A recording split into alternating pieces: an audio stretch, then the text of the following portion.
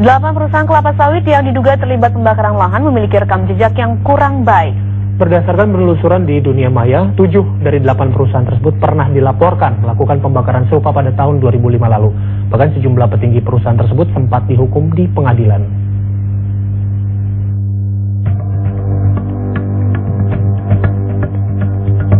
Delapan perusahaan Malaysia yang diduga terlibat pembakaran lahan di Jambi dan Riau ternyata bukan pertama kalinya membuat ulah di Indonesia. Dalam penelusuran di dunia maya, pada 2005 silam Menteri Kehutanan saat itu MS Kaban pernah merilis daftar perusahaan Malaysia yang melakukan pembakaran di wilayah konsesinya. Dari daftar tersebut, 7 nama perusahaan yang sama kini disebut kembali oleh Menteri Lingkungan Hidup Baltasar Kambuaya sebagai penyebab kebakaran lahan di Riau dan Jambi. Meskipun telah diumumkan pemerintah, asal-usul 8 perusahaan Malaysia tersebut sulit dilacak. Hal itu disebabkan pergantian kepemilikan di sektor kelapa sawit kerap tidak diketahui publik. Satu-satunya perusahaan Malaysia yang mengakui memiliki perusahaan sawit di Riau adalah Simedarbi.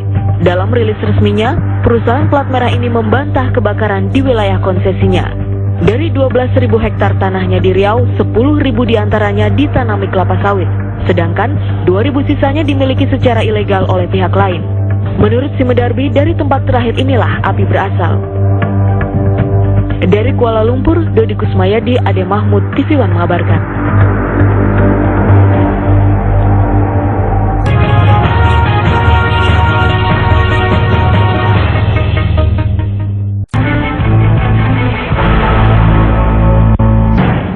Ya, saudara, kabut asap di Riau terjadi karena kebakaran hutan yang sengaja dilakukan. Betul, dan polisi pun telah menangkap 2 pelaku yang diduga membakar hutan di Bengkalis dan Rokan Hilir. Asap terus membubung, menyelimuti Riau dan daerah di sekitarnya.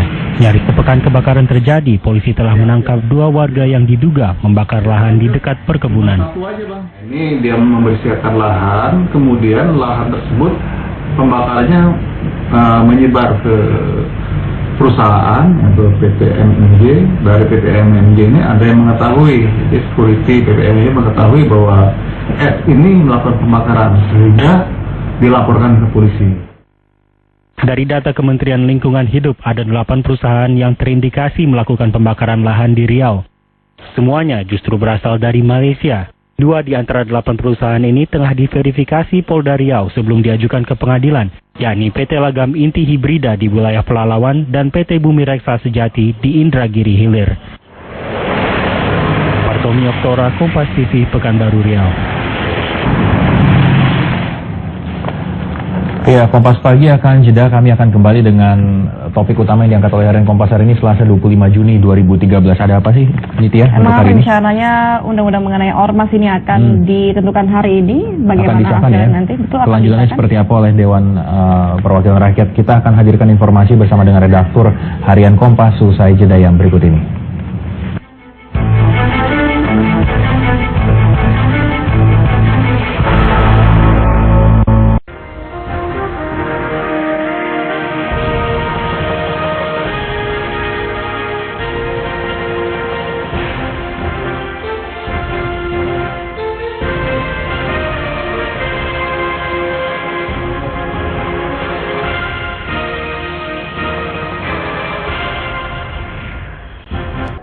Kita ke Riau, pemirsa. Polda Riau menetapkan 10 orang sebagai tersangka dalam kasus kebakaran hutan di Riau. Namun tidak satupun perusahaan perkebunan yang dijadikan tersangka. Padahal sebelumnya Kementerian Lingkungan Hidup telah mengindikasikan keterlibatan 8 perusahaan sebagai pembakar hutan.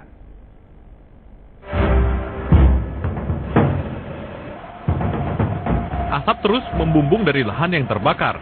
Hingga kini kebakaran hutan belum bisa dipadamkan. Bukan pekerjaan mudah memadamkan api. Polri sejauh ini telah menetapkan 10 orang tersangka pelaku pembakar hutan. Menurut Kepala Bagian Penerangan Satuan Divisi Humas Polri, Kombes Rana S. Permana, 10 tersangka adalah warga yang membersihkan ladangnya dengan cara membakar. Para tersangka ini adalah masyarakat yang membakar lahan, ya kan, melakukan pembersihan kebun, akhirnya timbul api dan tidak bisa memadamkan api tersebut, sehingga semakin besar dan meluas ke seluruh wilayah.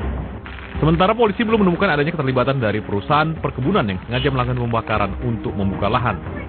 Padahal Kementerian Lingkungan Hidup beberapa waktu lalu melansir 8 perusahaan yang diduga memiliki lahan yang menjadi sumber titik api terbanyak penyebab kabut asap di Riau.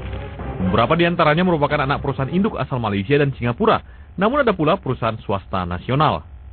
Kami pun mendatangi sejumlah perusahaan tersebut untuk meminta konfirmasi, di antaranya PT Minimas, Sime Darby Group Malaysia yang memiliki 2 perusahaan yang diduga terlibat pembakaran lahan. Namun pihak PT Minimas belum bersedia memberikan keterangan. Kami juga mendatangi PT Langgam Inti Hibrindo yang merupakan anak perusahaan nasional PT Provident Agro. PT Provident membantah lahan perkebunan wilayah mereka masuk dalam wilayah titik api penyebab kabut asap.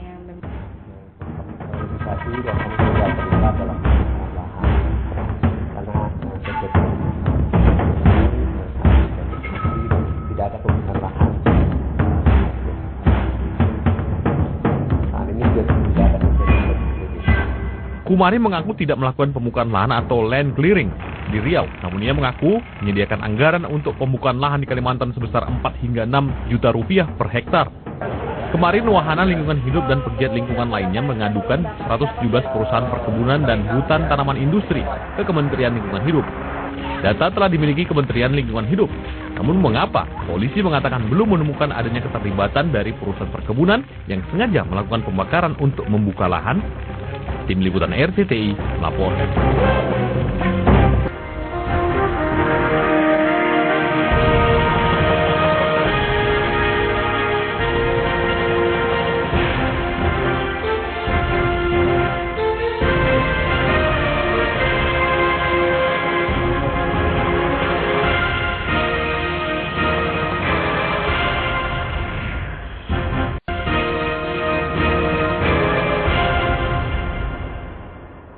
Pemirsa, 8 perusahaan ditenggarai menjadi penyebab bencana kabut asap di Riau. Kemarin RCTI mendatangi sejumlah perusahaan yang masuk dalam daftar yang dirilis Kementerian Lingkungan Hidup yang memiliki lahan yang menjadi sumber titik api. Sebagian enggan berkomentar, sebagian lainnya membantah melakukan pembersihan lahan dengan cara dibakar. Kementerian Lingkungan Hidup beberapa waktu lalu melansir 8 perusahaan yang diduga memiliki lahan yang menjadi sumber titik api terbanyak penyebab kabut asap di Riau. Beberapa di antaranya merupakan anak perusahaan induk asal Malaysia dan Singapura, namun ada pula perusahaan swasta nasional. Kami pun mendatangi sejumlah perusahaan tersebut untuk meminta konfirmasi, di antaranya PT Minimas Sime Darby Group Malaysia yang memiliki 2 perusahaan yang diduga terlibat pembakaran lahan. Namun pihak PT Minimas belum bersedia memberi keterangan. Kami juga mendatangi PT Langgam Inti Hibrindo yang merupakan anak perusahaan nasional PT Provident Agro. PT Provident membantah lahan perkebunan wilayah mereka masuk dalam wilayah titik api penyebab kabut asap. Yang perlu kami klarifikasi bahwa kami tidak terlibat dalam pembakaran lahan, ya, karena kegiatan di kebun kami saat ini sudah berproduksi dan tidak ada pembukaan lahan secara besar-besaran saat ini, ya. Dan saat ini juga tidak ada kegiatan land clearing.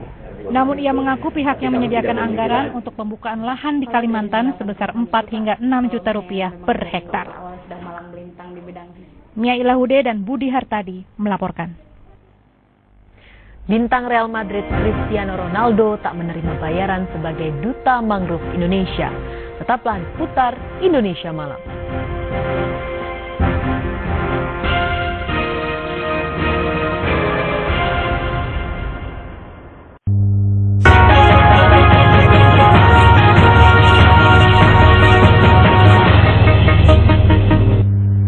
Pemirsa, setelah Presiden Susilo Bambang Yudhoyono beraksi keras terhadap kabut asap, beberapa perusahaan perkebunan pun ramai-ramai membantah terlibat pembakaran lahan. PT Langgam Inti Hibrindo membantah melakukan pembukaan lahan dengan cara membakar lahan. PT LIH tidak mempunyai lahan kebun dan kegiatan usaha di Desa Sering Riau. Desa Sering merupakan salah satu pusat titik kebakaran yang terjadi. PT Langgam Inti Hibrindo sejak tahun 2007 lalu telah membuka lahan tanpa membakar hutan, yaitu dengan cara manual menggunakan kapak atau golok. Yang hal ketiga adalah bahwa sejak tahun 2007, sejak kami akuisisi kebun ini, kami sudah menerapkan zero burning policy. Dan ini sesuai dengan juga peraturan Menteri Pertanian tahun 2007 yang mengharuskan pembukaan lahan dengan zero burning policy. PT Saim Darby dan PT Sinarmas juga membantah melakukan pembakaran lahan di Riau. PT Saim Darby yang berasal dari Malaysia memiliki beberapa anak perusahaan yang berada di Pekanbaru Riau. Pihaknya menegaskan kebakaran lahan terjadi di luar areal operasi perusahaan. 5 insiden ini adalah di luar areal yang kita operasional areal kita yang kita usahakan. Karena areal ini adalah diokupasi oleh masyarakat, oleh desa. Sementara PT Sinarmas juga memastikan tidak ada titik api yang berasal dari hutan yang dikelolanya di Riau. Pihaknya justru mengklaim menjadi korban dari kebakaran dari areal hutan lain. Adalah korban. Kami ini adalah justru termasuk korban, bukan pelaku. Kami korban karena memang di unit usaha kehutanan itu Sinarmas, HTI Sinarmas dan juga supplier-suppliernya ataupun semua kontraktor yang melakukan itu memberikan bahan baku kepada pulp. Untuk pulp, bahan baku pulp ini tentu saja tidak mungkin kita bakar sendiri. Sebelumnya, Menteri Lingkungan Hidup Baltasar Kambuaya mengungkapkan ada 14 perusahaan yang diduga melakukan pembakaran hutan dengan sengaja. 8 di antaranya merupakan perusahaan milik Malaysia.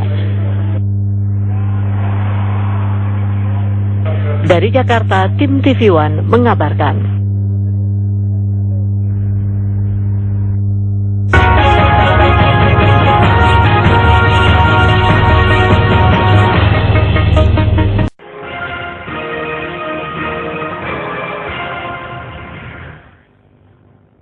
Pemirsa, liputan khusus kami kali ini akan mengulas soal bencana asap di Riau. Medio Juni lalu, asap tebal kembali menyelimuti kota Pekanbaru dan wilayah lain di sekitar Provinsi Riau. Seakan menjadi langganan tahunan, warga akhirnya dipaksa terbiasa menghadapi asap yang diakibatkan kebakaran saat pembukaan lahan kebun kelapa sawit.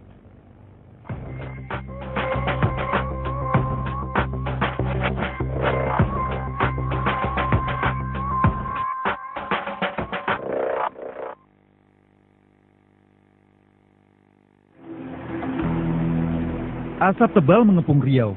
Jarak pandang warga pun terpaksa tidak bisa melebihi 5 meter. Bahkan di saat siang, sinar matahari tak mampu menembus asap. Kondisi ini kesekian kalinya selama bertahun-tahun menimpa Provinsi Riau saat musim kemarau tiba. Kepungan asap sebenarnya berasal dari aktivitas pembakaran lahan. Namun pemerintah lebih memilih posisi sebagai pemadam kebakaran ketimbang sebagai pengawas dan penjaga. Sehingga ketika asap sudah menyerbu, pemerintah asik saja mengeluarkan kocek negara sampai 100 miliar rupiah. Padahal uang sebesar itu hanya untuk membuat hujan buatan, menyediakan pesawat dan lainnya demi memadamkan kebakaran. Pemirsa, kebakaran di Provinsi Riau seharusnya bisa diprediksi setiap musim panas dan bisa diantisipasi.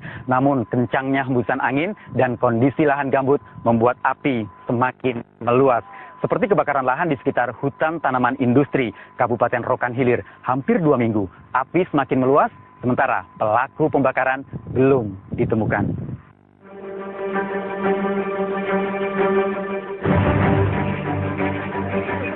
Walau sudah terbiasa, ternyata warga tetap terganggu oleh serangan asap. Agar leluasa bernapas saja, warga harus menggunakan masker. Karena indeks standar pencemaran udara atau ISPU sudah melampaui ambang batas, yaitu di atas 100. ISPU di Riau sudah sampai 800 dan ini tentu membahayakan dalam jangka panjang. Artinya walaupun hari ini masyarakat sudah resisten dengan asap yang sudah bertahun-tahun, tapi dalam jangka panjang karena partikel ini cukup membahayakan buat pernapasan kita, ya bisa saja nanti terjadi penyakit kanker di paru-paru. Oh, nggak ada yang menjemput. Bukan hanya warga, tanaman pun menjadi korban. Karena kebakaran lahan juga merambat ke perkebunan warga, seperti yang dialami Rospita Simanjuntak. Entah berapa kerugian Rospita, 5 hektar kebun nanasnya dilahap api. Saya hektar dapat 10.000 pokok. Kalau apa ya, kalau kami jual sendiri dapatlah 50 juta lah. Kerugiannya banyak lah. 200-an ada. Tentu tak sedikit kerugian yang diakibatkan aktivitas pembakaran lahan. Namun, nyatanya selalu saja terjadi. Sehingga terkesan pemerintah memang membiarkannya. Terus terang di Riau kemarin itu kita agak kecolongan. Terus terang ini saya mengaku apa adanya. Karena apa? Memang ada masalah sedikit di Riau soal kepemimpinan, ya, soal gubernur dan seterusnya. Oleh karena itu kita agak terlambat sedikit, gitu ya. Terima kasih. Padahal tidaklah sulit memprediksi datangnya musim kemarau, termasuk mencari wilayah rawan kebakaran. Ya, kami punya satelit, kami punya RQ, kami punya fasilitas dan juga pemodelan yang dikembangkan oleh BMKG sendiri. Jadi apa yang dipotret oleh BMKG, hotspotnya itu tidak semua titik api, tetapi hanya titik api yang kebenarannya adalah 80-100%. Jadi itu pasti titik api kebakaran. Rata-rata selama 5 tahun diperkirakan ada 3. Jadi sudah keluar 3, yaitu Binka, kemudian Lepi, kemudian Yagi, 3. Ini Juli ya, Juli, Agustus terus, Agustus. Itu bisa kayak 4-5 tropical cyclone dalam 1 bulan. Jadi berhati-hati kita sampai dengan bulan September.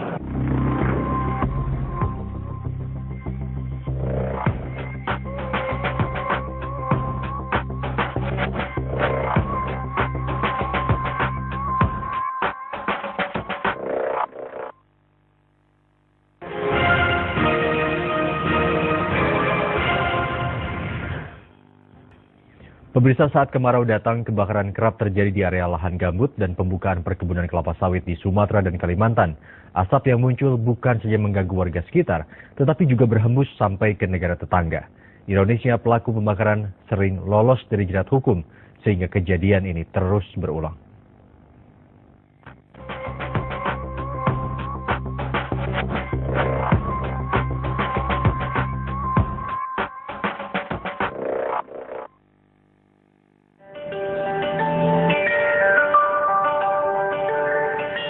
Beberapa hari belakangan kabut asap tak lagi menyelimuti kota Pekanbaru. Namun bukan berarti Riau sudah terbebas dari pembakaran lahan.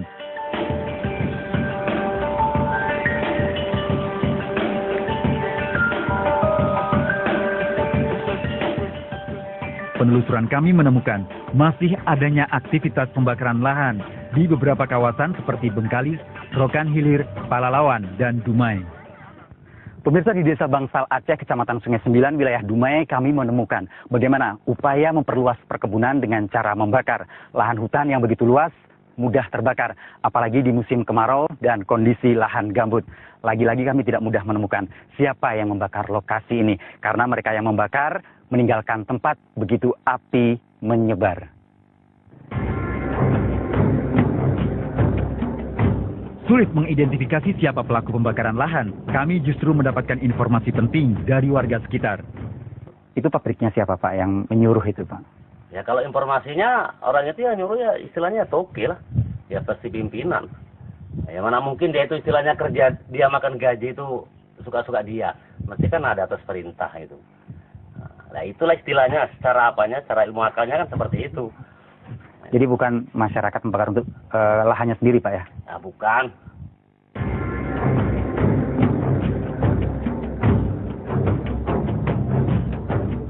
Saat di Bengkalis, kami juga mendapati aktivitas pembakaran lahan yang memang dilakukan malam hari. Pemirsa, temuan kami di Kecamatan Mandau, Bengkalis, Riau. Pelaku pembakaran memilih waktu malam hari untuk membakar lahan. Lebih kurang berjarak 3 km dari tempat saya berdiri, baru saja dinyalakan api dan terlihat api terus menjalar. Kami tidak bisa menuju ke lokasi karena tidak ada akses jalan menuju ke lokasi titik api.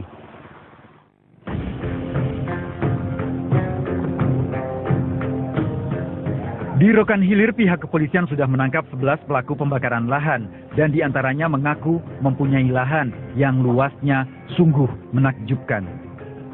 11 orang ini rata-rata mereka yang mempunyai lahan yang cukup besar. Ya memang bukan perusahaan yang sudah kita amankan, tapi untuk ke perusahaan kita sedang kembangkan penyelidikan. Jadi mereka hanya satu orang dia mempunyai lahan yang cukup besar. Ada yang satu orang mempunyai lahan 400 hektar. Ya, kemudian ada yang 800 hektar, mereka mengklaim seperti itu.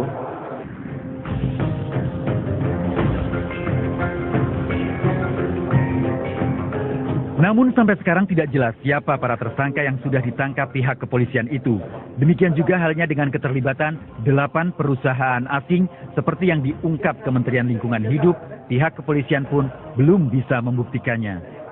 Kita melihat ya, apakah ini memang ada unsur kesengajaan dari perusahaan dan atau mungkin dari luar ini menjalar ke dalam perusahaan. Inilah yang perlu kita dalami. Ya. Yang dialami investor asing atau lokal? Ya, ada yang asing.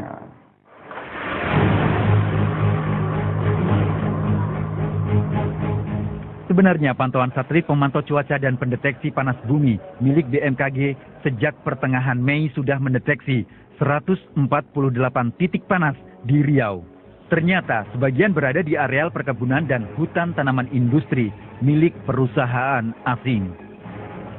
Kami sempat menyambangi beberapa perusahaan yang dimaksud di Jakarta. Tidak ada tanggapan yang diberikan pihak PT Minamas Saimderbil Group Malaysia. Padahal perusahaan ini memiliki 2 perusahaan yang diduga terlibat pembakaran lahan. Kami juga mendatangi PT Langgam Inti Hibrindo yang merupakan anak perusahaan nasional PT Providen Agro. Pihak perusahaan mengaku memang merogoh kocek sekitar 4-6 juta rupiah per hektar untuk pembukaan lahan di Kalimantan, tapi tidak di Riau.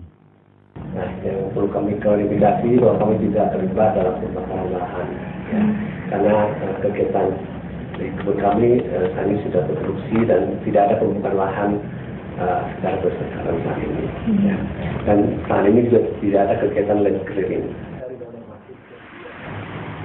Tak ada bedanya dengan aparat hukum, gigi pihak pemerintah daerah pun tumpul.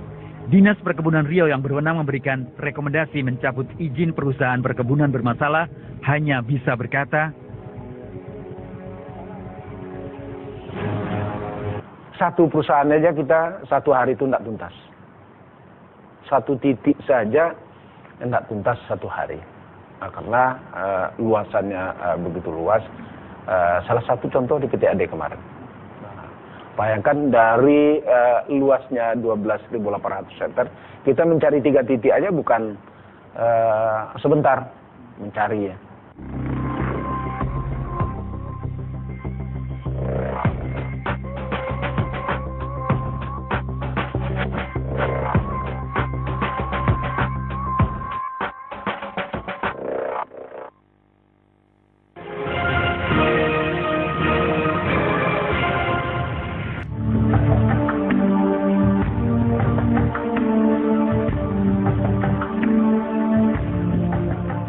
Hamparan kebun kelapa sawit memang rapi, namun menjadi seperti ini tidaklah begitu saja. Perkebunan sawit berawal dari lahan hutan yang ditumbuhi bermacam tanaman, mulai dari semak sampai pohon kayu keras. Entah sejak kapan bermula warga terbiasa membakar untuk membuka lahan. Tujuannya tentu untuk menghemat waktu dan biaya, sehingga tak jarang cara itu pula dipakai perusahaan-perusahaan kelapa sawit. Lalu bagaimana cara yang benar? Ternyata waktu dan biaya sangat terkait dengan penggunaan alat berat. Setidaknya inilah pengakuan Rianto yang memiliki lahan kelapa sawit seluas 40 hektar. Kalau pembersihan itu tidak lama, dia hanya dalam bekerja itu alat itu membutuhkan 1 hari 1 hektar, jadi tidak lama. Kalau kita dengan cara yang benar seperti itu, biaya itu rata-rata per hektar itu kalau untuk sampai sekarang ini sekitar 5.500.000 per hektar untuk kita upakan kepada pemilik alat berat. Menurut Adnan Kasri, Profesor Lingkungan dari Universitas Riau, persoalan mendasar adalah mudahnya pemerintah mengeluarkan izin bagi perusahaan kelapa sawit.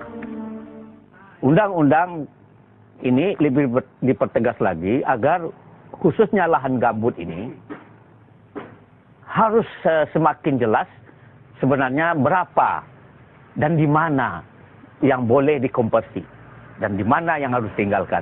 Dan itu antara lain dapat dinyatakan dalam RT/RW provinsi. Sampai hari ini RT/RW Provinsi Riau masih belum disetujui. Dan itu ada kuncinya di Departemen atau Kementerian Kehutanan. Sehingga pembakaran lahan yang menghasilkan kabut asap adalah buah dari pengkhianatan satu aturan. Pemirsa, kebakaran hutan dan lahan di bumi Sumatera sudah kesekian kalinya terjadi, termasuk di Provinsi Riau. Seharusnya kejadian ini bisa dicegah dengan memantau potensi rawan titik api di musim kemarau, sehingga tidak ada lagi tanggap darurat yang merugikan masyarakat dan keuangan negara. Apalagi terus-menerus mempertaruhkan marwah harga diri negeri ini di mata negara tetangga. Demikian liputan khusus kali ini.